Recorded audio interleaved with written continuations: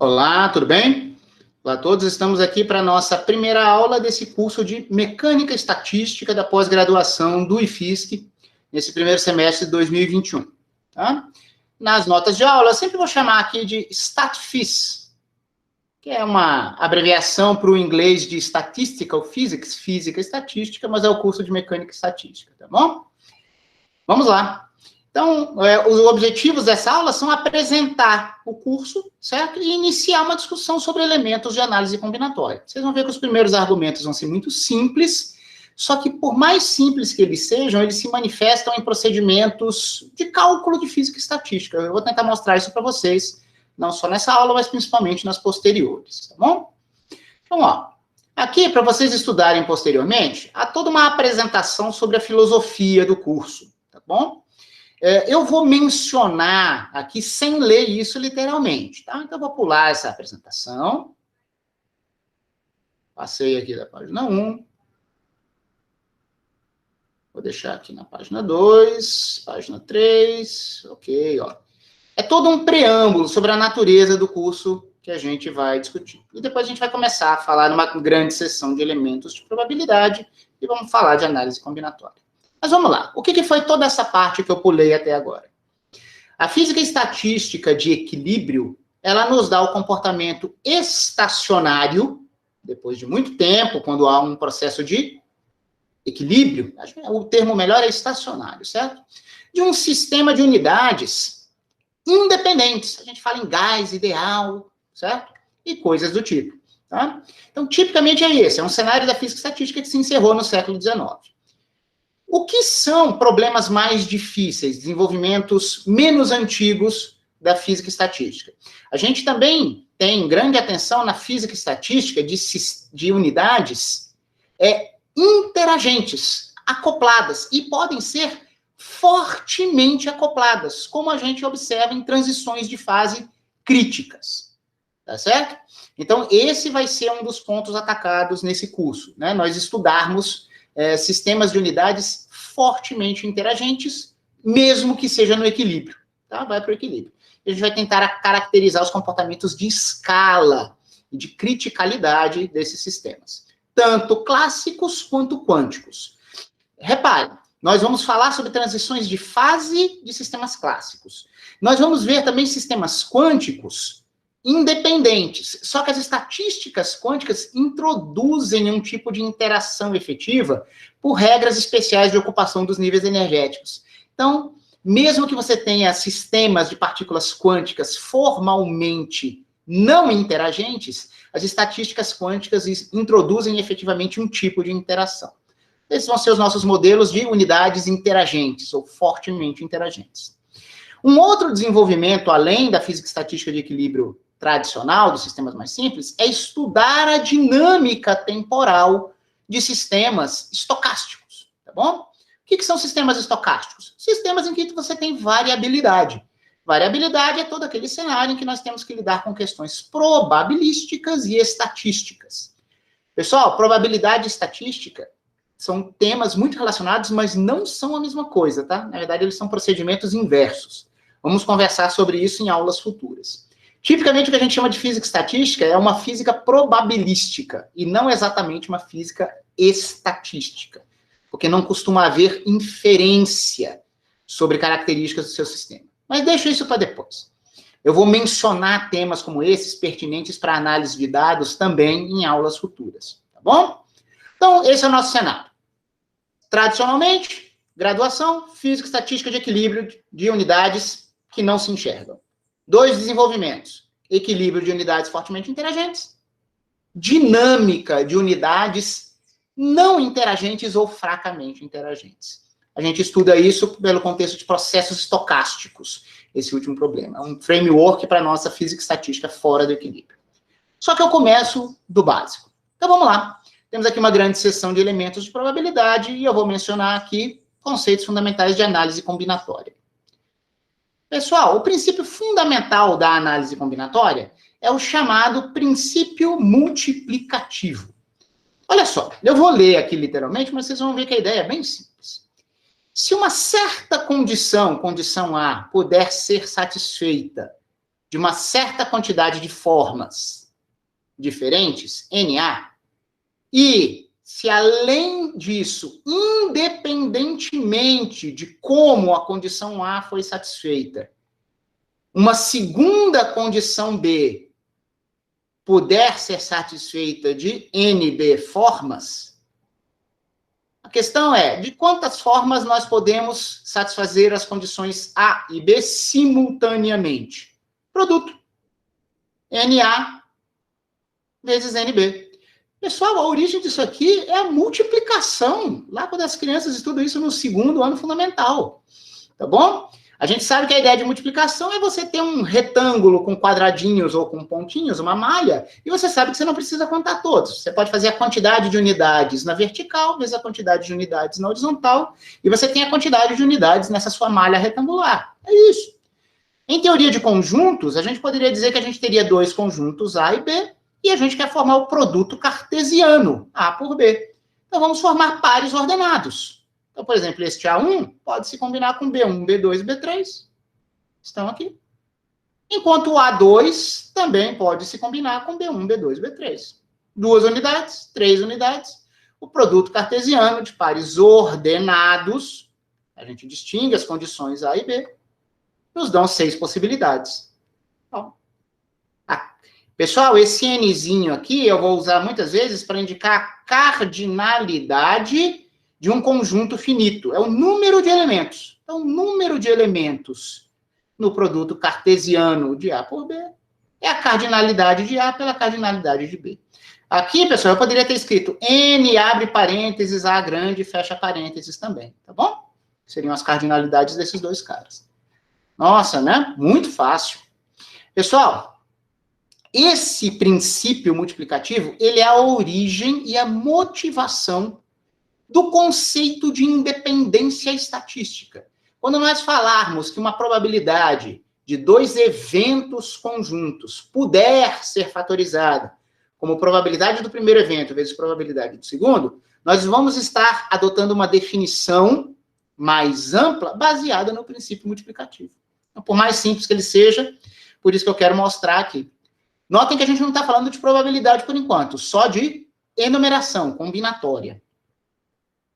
Por mais simples que seja esse exemplo, ele já nos permite obtermos algo que, se não os físicos, mas pelo menos os probabilistas, denominam de estatística de Maxwell-Boltzmann.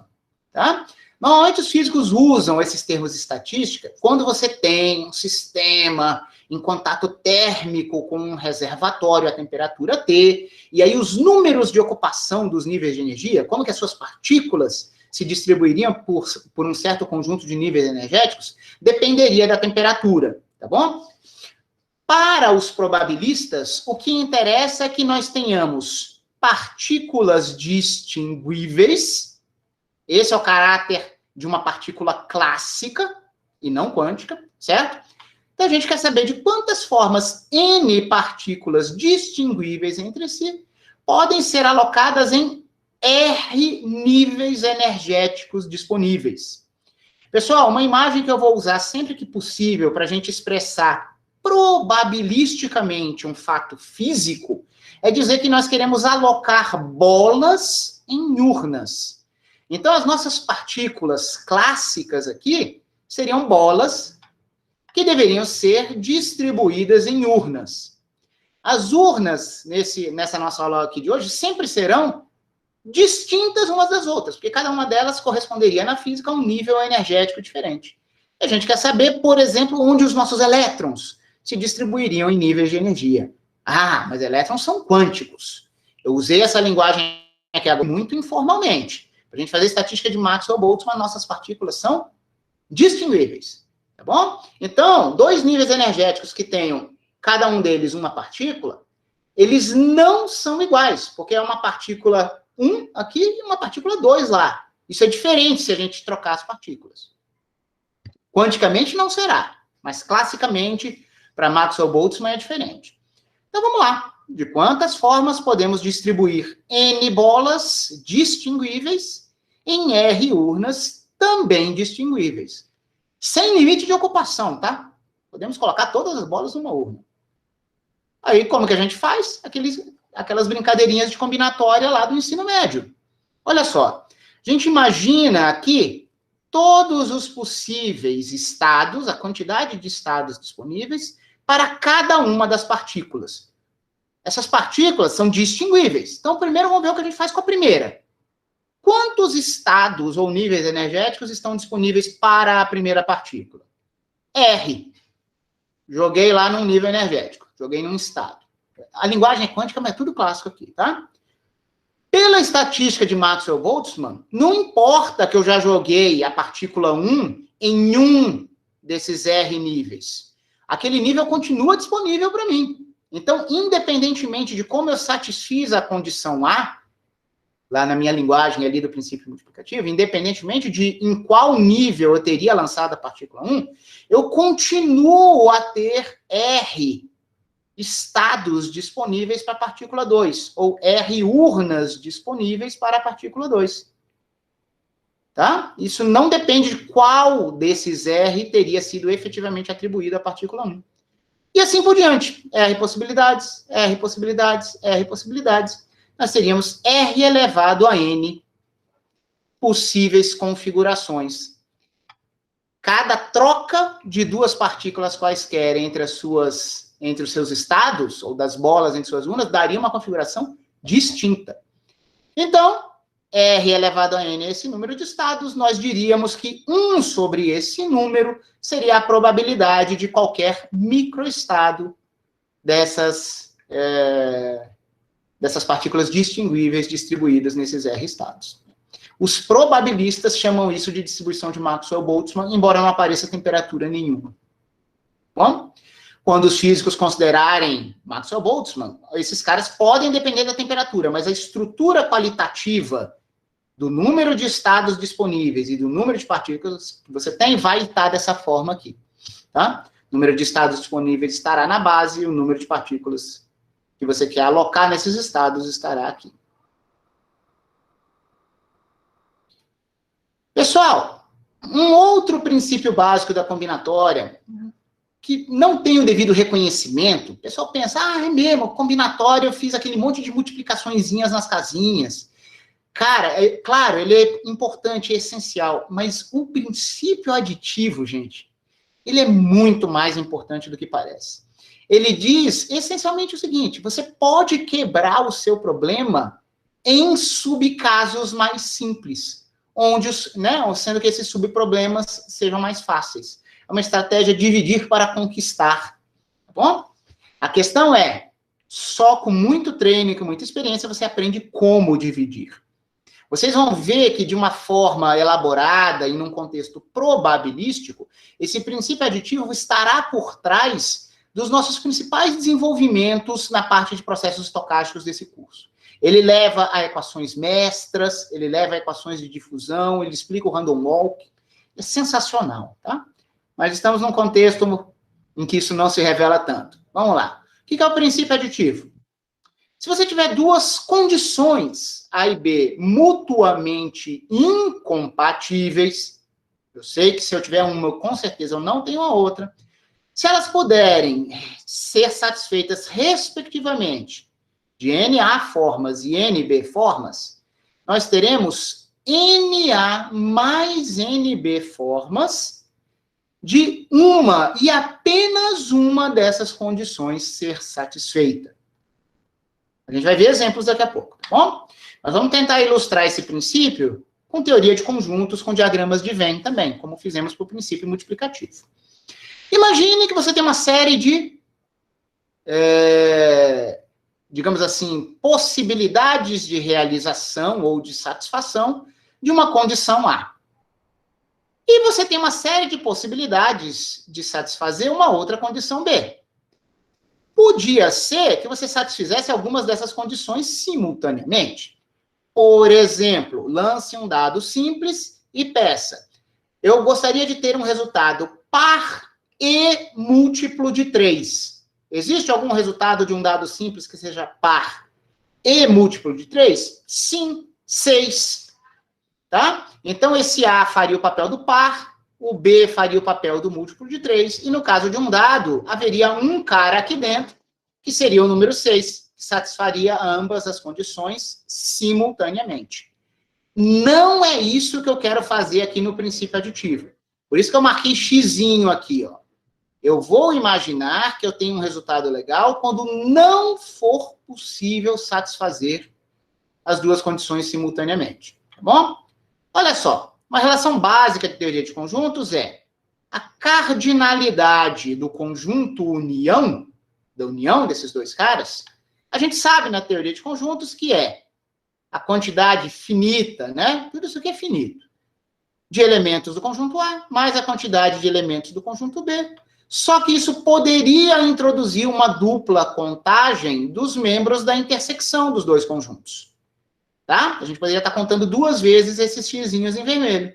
Então, se eu contei 2 vezes, eu tiro uma. Ó, se vocês esquecerem esse retângulozinho vermelho, essa equação aqui, ela é verdadeira para quaisquer dois conjuntos A e B. A cardinalidade da união é a soma das cardinalidades dos conjuntos individualmente, se dessa soma, nós devemos descontar a cardinalidade da intersecção. Só que, se a cardinalidade da intersecção for 0, se não tiver ninguém aqui, pronto. Não existe esse termo aqui do retângulozinho vermelho e a gente pode ter um princípio aditivo. Bom, pessoal, a gente vai quebrar vários problemas de combinatória e de probabilidade em casos em que não há superposição entre dois conjuntos. Teremos conjuntos disjuntos, muitas vezes. Tá bom? Isso é muito mais importante do que parece. Se fosse para a gente colocar aqui uma frasezinha para ficar na mente, divida o problema de forma exaustiva, sem perder nenhum caso, em subproblemas mutuamente exclusivos. Tá bom? E uma dica prática é lide com as dificuldades tão cedo quanto possível. Isso quer dizer. Vamos lá. Vamos ver um exemplo trabalhado aqui. Perdoem-me para quem isso aqui for muito fácil, mas a experiência mostra que a maioria dos alunos, mesmo nessa pós em Física e Estatística, se enrola com probleminhas como estes, tá? Então, não vamos investir muito tempo, mas pelo menos um pouquinho, um exemplo eu tenho que mostrar. Exemplo. Quantos números ímpares acima de 1000 podem ser formados usando, uma única vez, os algarismos 0, 3, 4 e 7. Eu tenho 0, 3, 4 e 7. Quero saber quantos números ímpares com esses 4 algarismos podem ser formados. Só que quando eu digo que é acima de 1000, o 0 não pode estar na esquerda. Eu quero números ímpares, então eu terei 3 ou 7 na direita, e o 0 não poderá estar na esquerda. Tá? Vamos ilustrar os nossos princípios. Primeiro eu vou mostrar como seria um mau começo, um mau caminho. Um mau caminho seria você começar a tentar resolver esse problema avaliando o número de possibilidades na casa da esquerda. Tá? Vamos ver por que isso seria um mau caminho. Ora, eu sei que o 0 não pode estar aqui, porque eu quero um número acima de 1000. Então eu penso, eu tenho o 3, o 4 ou o 7. São 3 possibilidades. Então no começo desse seu raciocínio, você vai achar que você tem 3 possibilidades de satisfazer essa condição sobre o algarismo da esquerda. Aí você vai para a próxima dificuldade, que é tentar garantir que o número seja ímpar. E aí você vê problema. O número de opções para preenchimento dessa quarta casa depende da escolha que você teria feito na primeira. Porque note, se o 4 tivesse vindo a ocupar essa primeira casa, você teria 2 ímpares disponíveis para a quarta casa. Por outro lado, se ou o 3 ou o 7 viesse a preencher a primeira casa, pessoal, esse 3 aqui não é quem preenche, é o número de possibilidades, tá? Se o 3 ou o 7 viesse aqui, eu só teria uma possibilidade aqui, porque só me restaria um ímpar. Então, note, eu não sei, não faz sentido eu dizer quantas possibilidades eu tenho aqui, porque depende da escolha. Se teria sido o 4 ou se teria sido o 3 ou o 7. Eu não consigo andar. Trava. O princípio multiplicativo não é válido aqui, Porque o número de formas de satisfazer a segunda condição depende do resultado da primeira. Não é produtivo, pare, porque vai dar errado. Então, não foi bom começar por aqui. Vamos ver um bom caminho. A prática mostra que é um bom caminho começar pelo critério de paridade. Vejamos por quê. Eu separei aqui, na vertical, pessoal, a progressão do raciocínio. O primeiro passo é, quero garantir que eu tenho um ímpar. Então, eu vou ter 3 ou 7 como possibilidades. Então, eu tenho 2 possibilidades para esse último algarismo. Pessoal, agora eu vou para a próxima dificuldade ou restrição, que é garantir que o meu número seja acima de 1000. Olha que maravilha! Eu tenho 2 possibilidades para preencher esta primeira casa, independentemente de quem tenha ocupado a quarta casa. Olha só. Se tiver ido o 3, eu vou ter disponíveis o 4 ou o 7. Eu só não posso ter o 0. Mas eu tenho o 4 ou o 7, se tiver ido o 3. Se tiver ido o 7, eu vou ter o 4 ou o 3 disponíveis. São 2 possibilidades, sempre, independentemente se teria sido o 3 ou o 7, quem viesse a ocupar a última casa. Então, aqui vale o princípio multiplicativo. Eu tenho 2 possibilidades, independentemente de qual teria sido a realização da quarta casa. Então, 2 possibilidades, 2 possibilidades. Agora, nós já satisfizemos todas as restrições. Teríamos garantido a paridade com a primeira escolha. Dependendo de qual escolha a gente fez, se tivesse sido 3, eu vou escolher o 4 ou o 7 aqui. Se tivesse escolhido o 7 na quarta casa, eu escolheria o 4 ou o 3 aqui. Não interessa. São 4 possibilidades com que isso acontece. 2 vezes 2. Agora, tanto faz. Você pode preencher a segunda casa ou a terceira casa, porque não tem mais nenhuma restrição. Eu posso dizer que os 2 números que ainda não foram usados, porque eu já usei um aqui e um aqui, estariam aqui, e aí só vai sobrar um número aqui. Ou inverte esse 1 e esse 2. Quer preencher a casa 3 primeiro?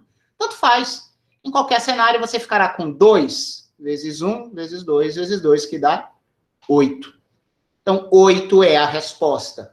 Então, notem, nós usamos apenas o princípio multiplicativo aqui. Mas mesmo o uso do princípio multiplicativo depende de você saber lidar primeiro com as dificuldades, mas também com as dificuldades mais convenientes, que viabilizem o princípio multiplicativo. Tá bom? Por favor, pensem nisso, convençam-se que isso é um mau caminho e que esse aqui foi um bom caminho. Para eu ilustrar o princípio aditivo, eu vou fazer um outro bom caminho. Pessoal, a nossa resposta foi 8, tá bom? Aqui, desculpem-me, talvez eu tenha comprimido demais essa solução, mas também não dá para a gente, né, ser tão detalhista aqui. Mas vamos lá, eu acho que dá para entender o que eu fiz. Um outro bom caminho. Você quer contar os ímpares? Você pode contar o total de números possíveis, maiores que 1000, menos os pares. Se eu pegar todos os números maiores que 1000, pares ou ímpares, e descontar disso os pares maiores do que 1000, o que vai sobrar serão os ímpares maiores que 1000. Vamos a esse total. Pessoal, aqui é conveniente prestar atenção primeiro para fazer o total, independentemente de paridade. A gente faz a primeira casa. Quantas possibilidades a gente tem? 3, porque só não pode ter o 0. Eu tenho que garantir que não tem o 0. Então, eu teria como possibilidades de entrar aqui o 3, o 4 e o 7. São 3 possibilidades.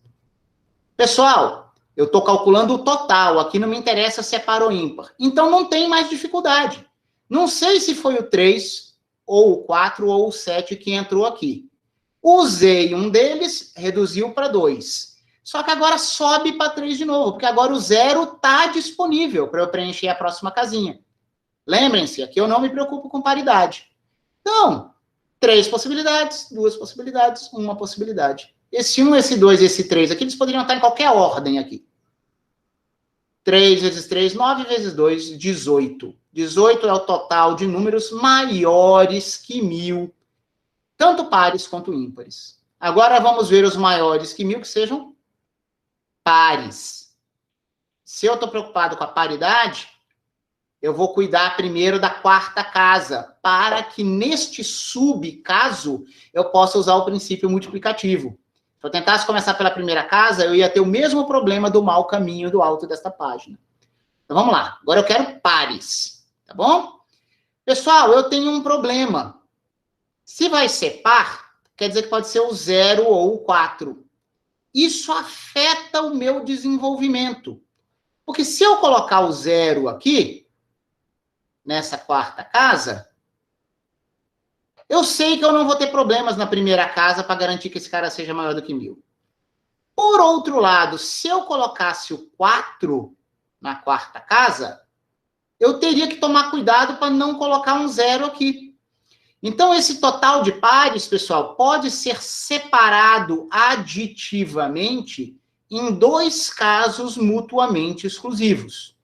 Eu quero um número maior do que 1000, par. Ou ele acaba com 0, ou ele acaba com 4.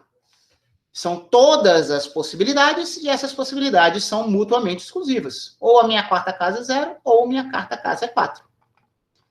Se na quarta casa eu alimentar com 0, eu garanti que o número é par, e eu não tenho problema nenhum para garantir que esse número aqui seja maior do que 1000. Os 3 algarismos restantes, 3, 4 e 7, qualquer um deles pode ocupar a primeira casa. Os 2 restantes podem ocupar a segunda casa. Vai sobrar apenas um aqui, se eu estiver andando daqui da esquerda para a direita. Bom? 3 vezes 2, 6. Esse foi um subproblema no princípio aditivo. Vamos para o outro subproblema. Ah, e se eu tiver garantido a paridade colocando o algarismo 4 na última casa? Pessoal, ó, como eu fiz aqui com o 0, a partir do momento que eu disse que o 0 estava aqui, eu só tinha uma possibilidade para a quarta casa, tá? E agora é a mesma coisa. Eu estou dizendo que vai ser o 4 que ocupará a quarta casa. Então, eu só tenho uma possibilidade. Bom, se eu tiver colocado o 4 aqui, neste subcaso ou subproblema, eu sei que eu só tenho 2 caras disponíveis para a primeira casa. Porque, embora eu ainda não tenha usado o 0, o 3 e o 7, o 0 não pode entrar, só o 3 e o 7. Então, nesse segundo passo, eu sei que agora eu vou ter 2 possibilidades. Tá bom? Esse é um segundo passo. Note que o primeiro passo foi dizer que com certeza eu estava colocando o 4 lá. Tá bom? Então, coloquei o 4. Eu sei que eu tenho 2 possibilidades, 2 possibilidades. Garanti que é par com o 4. Garanti que é maior do que 1000, porque com 2 possibilidades eu sei que eu não pus o 0. Sobram o 0 e o outro ímpar. E aqui vai sobrar uma possibilidade. 2 vezes 2, 4. Subcaso que acaba em 0, 6 casos. Subcaso de par maior do que 1000, que acaba em 4, por coincidência, 2 vezes 2, 4 casos. 6 mais 4, um total de 10 casos de números pares maiores do que 1000. Eu quero os ímpares maiores do que 1000. Então, é o total menos os pares. 18 menos 10 dá 8. Uau! É o que nós tínhamos obtido aqui antes. Sempre dá certo se o seu raciocínio for preciso. Tudo bem? Então, claro que o primeiro bom caminho é mais curto para a gente chegar nessa resposta, mas o meu objetivo aqui era tentar ilustrar, registrar cuidadosamente aqui em vídeo para vocês o raciocínio e ver que você tem que prestar atenção em lidar com as dificuldades o mais cedo possível, mas algumas dificuldades são prioritárias em relação a outras. Bom? Muito bem. Eu vou acelerar um pouquinho aqui agora, porque aqui são expressões que são obtidas desses princípios multiplicativo e aditivo, e elas são expressões mais bem conhecidas de vocês, tá bom? Eu vou acelerar um pouco, mas são fórmulas, expressões que aparecem no nosso dia a dia de física e estatística, tá bom? Arranjos e permutações. Pessoal, se eu tiver N objetos distintos, N de nariz, objetos distintos num conjunto, Como que eu posso escolher ordenadamente M deles? Tá certo? Então, eu tenho aqui M posições, primeira posição, segunda posição. Eu chego com a minha mão lá naquele conjuntão inicial, ponho alguém, ponho o primeiro, ponho alguém, ponho o segundo, ponho alguém até a M ª posição. Tá? E essa ordem é importante. De quantas formas a gente pode fazer isso? Arranjo N fatorial pelo fatorial de N menos M. Isso é fácil de entender, porque para a primeira escolha, eu tenho N possibilidades lá do meu conjunto original. Não interessa qual deles que eu já teria escolhido, eu vou ter N menos 1 possibilidades para a segunda escolha. Pessoal, eu estou dizendo separar um subconjunto do meu conjunto inicial com a ordem importando. Não pode ter repetição, tá bom? Então, não são N possibilidades aqui, porque o primeiro cara entre as N possibilidades que teria sido escolhido aqui, ele foi excluído. Só que a identidade dele não é importante, a identidade da primeira escolha. Qualquer que tenha sido a primeira escolha, eu ainda terei N menos 1 opções. Isso aqui não é o índice do objeto que vai ser escolhido, pessoal. Dentro dessas minhas casinhas, eu coloco a quantidade de opções. Tá? Então, nós temos M escolhas a fazer. 1, 2, 3, M. Decrescendo de 1 em 1. N, N menos 1, N menos 2, até N menos M menos 1. E isso é expresso com fatoriais, que todo mundo conhece, por essa expressão de arranjos. Princípio multiplicativo. A gente acaba memorizando essas expressões, mas não precisaria. Tá? O caso especial em que M igual a N, ou seja, eu não vou pegar um subconjunto do conjunto original, eu vou pegar todo mundo e vou ordenar, permutação. Ó, tem que fazer o M igual a N, daria 0 fatorial, que é convencionado, para 1. São as famosas N fatorial permutações. Combinações. Pessoal, e se agora eu tivesse conjunto original de N objetos, e eu quiser escolher M entre eles, um subconjunto, mas a ordem não importar dentro desse subconjunto. Simplesmente eu quero saber quem faz parte do meu grupo. Pessoal, é a expressão do arranjo dividido por um fator M fatorial. Ou, em outras palavras, a combinação de M a M formas de escolhermos um subconjunto de M elementos, a partir de um conjunto inicial e maior de N elementos. Formei um subconjunto, vocês sabem que no subconjunto, no conjunto não tem ordenamento, tá? A ordem não importa. Então, eu faço aqui um comentário, né? Em comparação com a expressão para arranjos, a divisão por M fatorial simplesmente compensa o excesso multiplicativo dos ordenamentos desnecessários. Hein? E aí, como é que é isso, professor? Cara, primeiro você tem que escolher a identidade dos M entre os N que você vai escolher, certo? Só que se você estivesse fazendo arranjos, não bastaria você ter escolhido um subconjunto de M. Você teria contado como os distintos todos os possíveis ordenamentos desses M caras. Você teria contado como distintos. Possíveis ordenamentos? M fatorial. Se eu quero identificá-los e tratá-los como iguais, isso quer dizer que eu contei a mais multiplicativamente por um fator fatorial de M. Compense, ao invés de multiplicar, divida. Só isso. Tá? Pessoal, então notem, quando você quer não distinguir mais os caras do seu subconjunto, porque se a ordem não importa, quer dizer que eles efetivamente passaram a ser indistinguíveis dentro do subconjunto. O que interessa é se você pertence ao subconjunto escolhido ou não.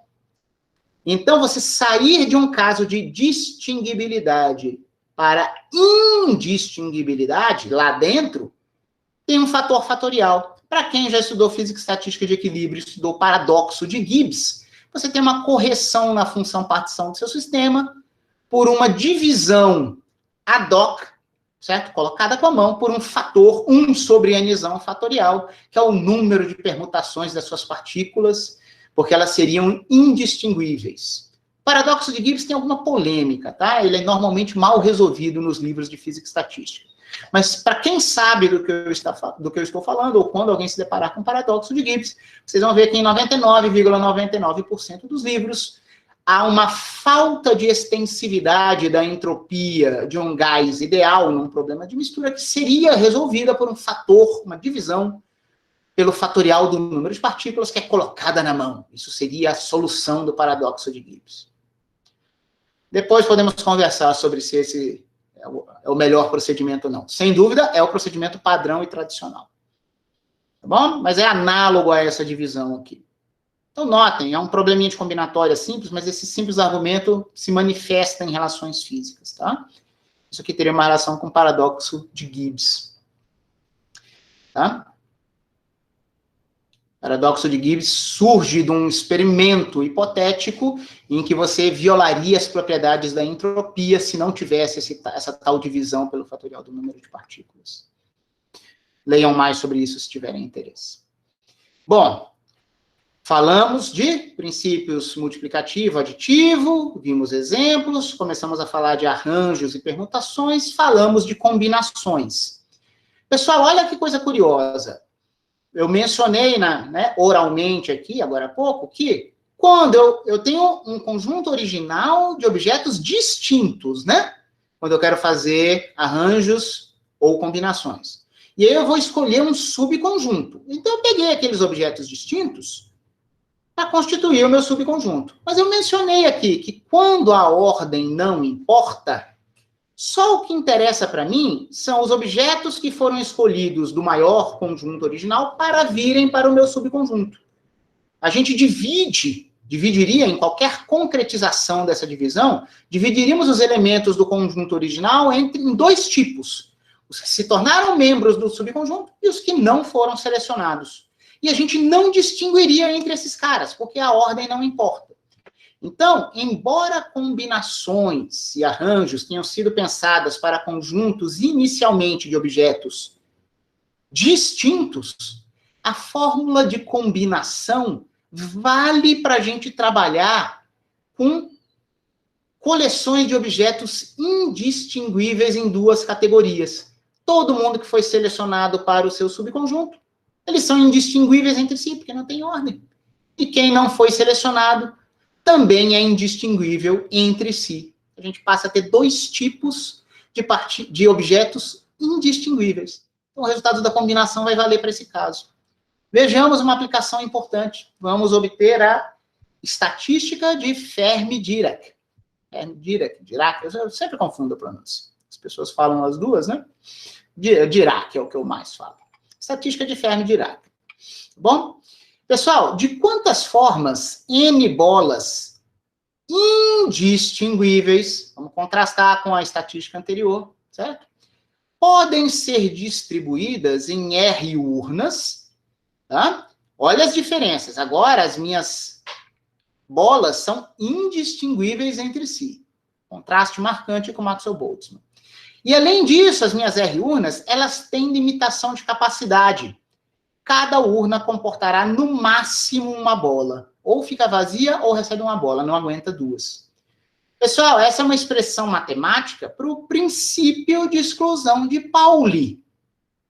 Férmions são partículas quânticas em que a experiência empírica de todos os experimentos nos mostra que devem ser tratadas como indistinguíveis. Além disso, dois férmions não podem ocupar o mesmo estado quântico do sistema ao mesmo tempo. Seria uma das nossas urnas, tá bom? Então, essas bolas indistinguíveis em urnas com esse tipo de limitação de capacidade vão constituir um modelo probabilístico simples para a distribuição de férmions em um certo conjunto de níveis energéticos. Não vai ter temperatura, não vai ter potencial químico aqui, mas a natureza qualitativa do problema vai estar capturada probabilisticamente aqui, tá? Notem que o problema só faz sentido se nós tivermos mais urnas ou níveis energéticos do que bolas, ou férmions, ou elétrons. Se eu tivesse mais elétrons do que níveis energéticos, eu tentaria enfiar 2 elétrons em algum nível, e isso é proibido pelo princípio de exclusão de Pauli. O problema não faria sentido, do jeito que ele foi posto aqui.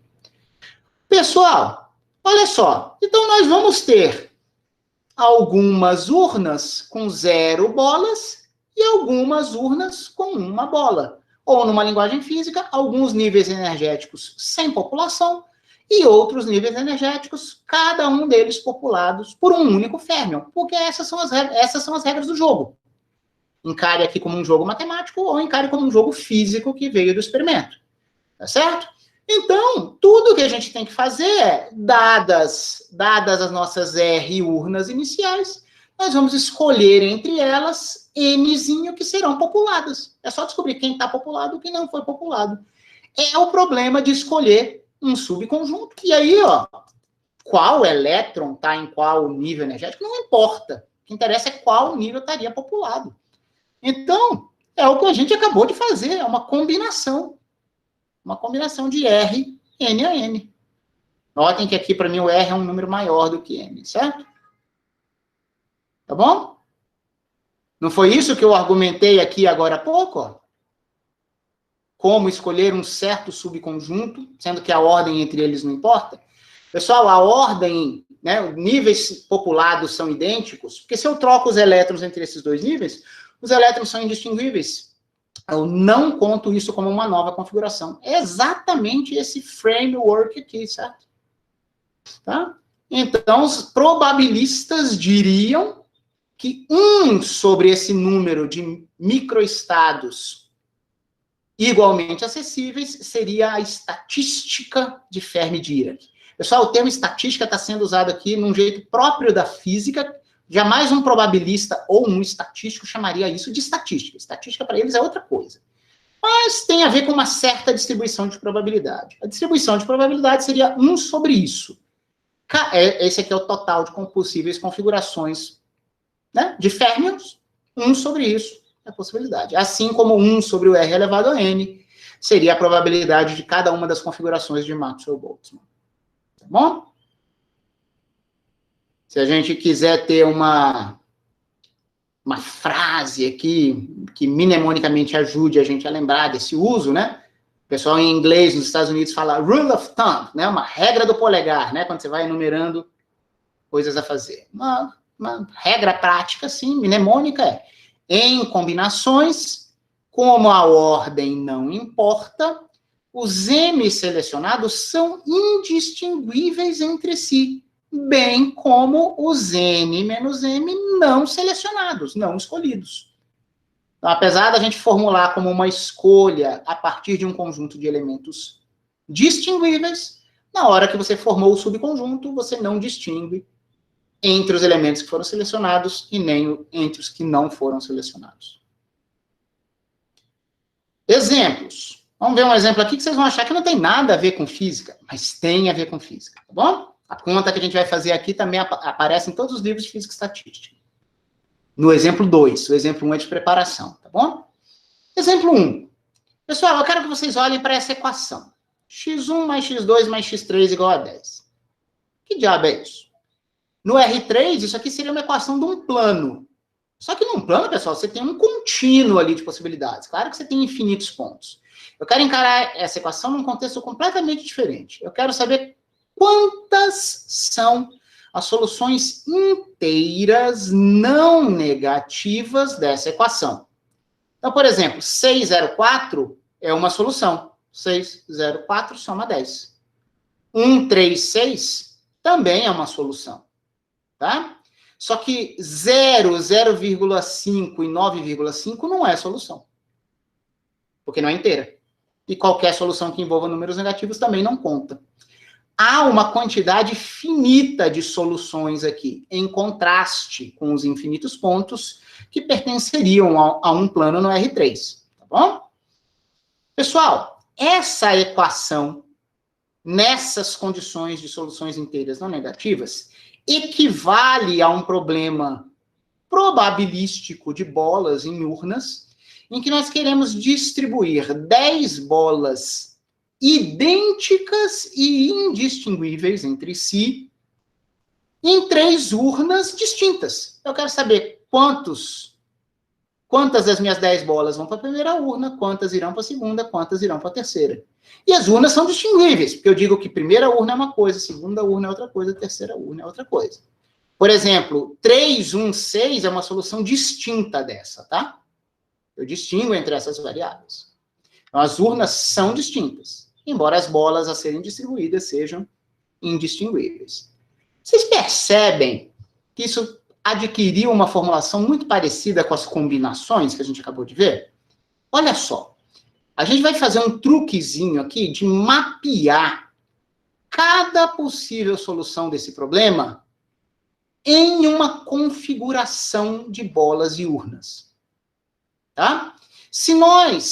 E essa relação vai ser biunívoca. Nós veremos certas configurações de bolas e urnas, cada uma dessas configurações corresponde a uma solução formal do problema algébrico. Cada solução formal do problema algébrico corresponderá a uma configuração de bolas em urnas. Se eu conto quantas possibilidades de configuração existem para o problema algébrico, é a mesma quantidade de configurações para o problema de bolas em urnas. Então, olha só o que a gente vai fazer. Pessoal, eu tenho 3 variáveis, né? x1 mais x2 mais x3 igual a 10. Se são 3 variáveis, eu só vou precisar de 2 separadores. Separador, professor? É. Eu vou ter 2 separadores para dividir as minhas 10 bolas em 3 grupos. Olha só. Uma daquelas nossas possíveis soluções era 1, 3, 6. Eu digo o seguinte para vocês. Eu leio 1, 3, 6 e eu posso escrever o seguinte. Eu vou pôr uma bola e eu ponho um separador. Isso me diz que isso aqui é o que vai entrar na minha primeira variável. Agora eu ponho 3 bolas correspondente a esse 3. Eu tenho que pôr um outro separador, porque agora eu quero parar de juntar bolinhas que contribuam para a segunda variável, eu quero ver quais que vão para a terceira. E aqui eu vou ter 6 bolas. Notem, a esta tripla, univocamente corresponde esse desenho. Agora, imagine que mantendo essa linearidade aqui desses objetos, você começa a brincar com as bolas e com os separadores. Trocar 2 bolinhas de lugar não muda nada, você leria a mesma configuração. Então, essas suas bolas são idênticas entre si. Trocar de lugar os 2 separadores, você leria a divisão ainda como 1, 3 e 6. Eles são idênticos entre si. Só que qualquer exchange, né? Qualquer troca de uma bola por um separador, muda o teu problema. Por exemplo, se o separador viesse trocado por essa última bola, nós teríamos a solução 190. O que eu quero dizer para vocês é que se nós tratamos essas bolinhas como idênticas, esses separadores como idênticos, nós temos uma relação unívoca também da direita para a esquerda. Nós podemos ler as quantidades nesses 3 grupos e construirmos uma tripla cuja soma será 10. E nunca vai ter negativo, e nem fracionário aqui, só teremos inteiros não negativos. Então, pessoal, como uma tripla de números que constitui uma solução me dá uma configuração de bolas em urnas. Pessoal, urna é o espaço entre quaisquer 2 separadores, tá bom? Ou contando com as bordas também. Eu tenho uma relação biunívoca. A quantidade dessas possíveis soluções é a quantidade de todas as possíveis formas da gente organizar esses camaradas aqui. Ora, mas peraí.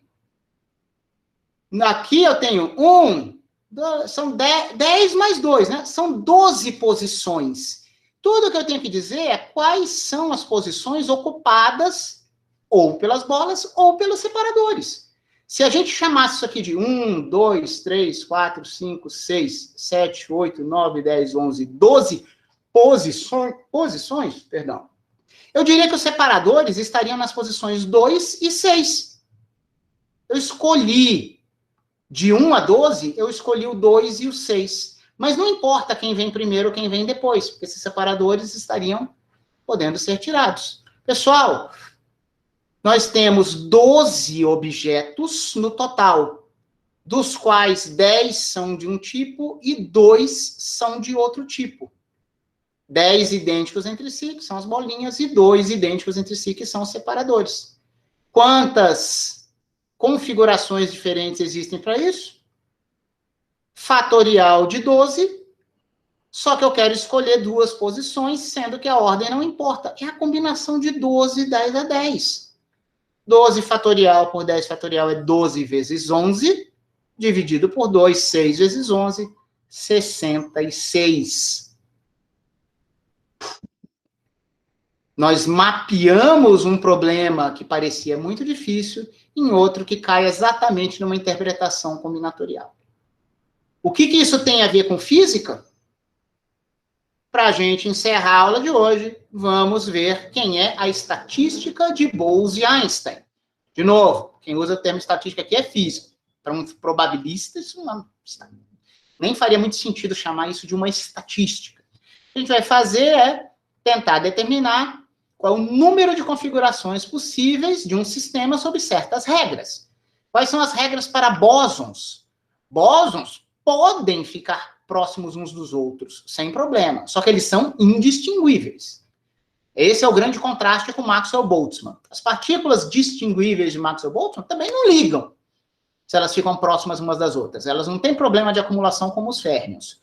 Só que elas são orgulhosas. Ah, não, eu sou uma partícula de Maxwell-Boltzmann. Se eu trocar com você, não dá a mesma coisa. Os bósons são mais humildes. Eles se trocam e eles dizem que dá no mesmo, tá bom? Então, de quantas formas M bósons indistinguíveis podem ocupar N estados? Ou Mzinho bolas poderiam ocupar N urnas, sendo que as urnas não têm nenhum problema de ocupação. A questão é que as bolas são indistinguíveis. Ora, eu vou dizer que a resposta que nós procuramos vai ser um número MSMN, que vai depender de quantos bósons eu quero colocar em N estados.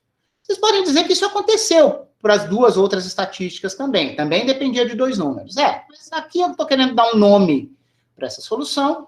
E esse número, pessoal, notem, isso corresponde às soluções inteiras não negativas da seguinte equação. Some as populações de N níveis e a soma total tem que dar a sua quantidade total de bósons. Quantos bósons você pode ter em cada estado? 0, 1, 2, 3. Não pode ter fracionário nem negativo. Mas também não tem limitação. Poderíamos ter M, 0, 0, 0, 0, 0, um monte de zeros, até chegar no enésimo estado. São todas as soluções inteiras não negativas. Aquela nossa equação tem uma interpretação para distribuição de bósons. Tá bom? Então, agora a gente vai resolver esse problema por analogia com o que nós fizemos aqui. Como é que é? O que a gente fez aqui? Pegamos todas as bolas e introduzimos, que são idênticas entre si, e introduzimos quantos objetos idênticos entre si? Aqueles suficientes para a gente dividir na quantidade de variáveis que a gente tem. 3 variáveis? Basta 2 divisores. Eu tenho a esquerda, o meio e o centro. Se vocês acreditarem no que eu falei agora eu terei N variáveis. De quantos divisores eu preciso? De quantas barrinhas separadoras? N menos uma. Porque eu vou ter a esquerda da primeira, a esquerda da segunda, até a esquerda da N menos 1ª. São N menos 1 categorias. Mas sobra lá no fim a direita do último separador, que vai dar a N-ésima urna. Então, eu tenho M bolas, N menos 1 separadores, que isso vai me dar N urnas. Esse é o total de objetos. As M bolas são idênticas entre si, os N menos 1 separadores são idênticos entre si. Vocês vão verificar que esse número aqui é exatamente a soma dos argumentos desses fatoriais. Então, isso pode ser simplificado como M mais N menos 1 M a M. É um coeficiente binomial, representa uma combinação para a gente. Essa é a quantidade de configurações de M bósons indistinguíveis distribuídos em N estados quânticos. 1 sobre isso seria a probabilidade de cada uma dessas configurações, tratando todas como equiprováveis. E é isso que os probabilistas chamam de estatística de Bose-Einstein. Pessoal, esse probleminha aqui, essa construção, aparece em diversos livros de física e estatística. Tá bom? Então, vimos princípios elementares de combinatória hoje. parecem muito simples, mas eles são muito poderosos e a gente pôde identificar, pelo menos nessa primeira conversa, o que os probabilistas chamariam das estatísticas de partículas clássicas e dos dois tipos de partículas quânticas que a gente conhece. Bom, era isso que eu tinha para dizer para vocês hoje. Peço apenas que, antes de vocês se manifestem, aguardem, por favor, o fim da gravação.